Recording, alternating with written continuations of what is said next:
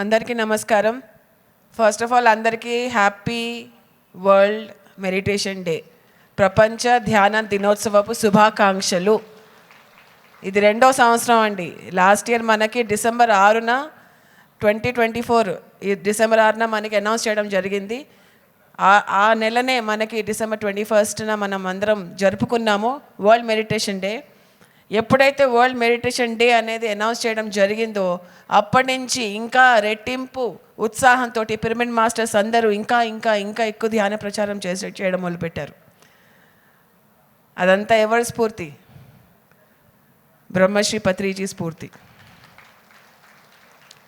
So ఆయన అడుగుజాడల్లో, ఆయన చూపించిన దిశలో మనందరం నడుస్తున్నాము. కాబట్టి ఎంతో చక్కగా వరల్డ్ మెడిటేషన్ డే ఇవాళ జరుపుకుంటున్నాము ఇక్కడ.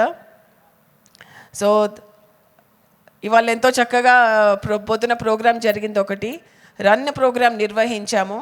దాంట్లో 1000 మంది కొత్త వాళ్ళు వచ్చి కొత్త వాళ్ళు ధ్యానం చేశారండి పొద్దున. సో అది చూసాక ఇక్కడికి వస్తున్నాను నేను. సో చాలా బాగా జరిగింది.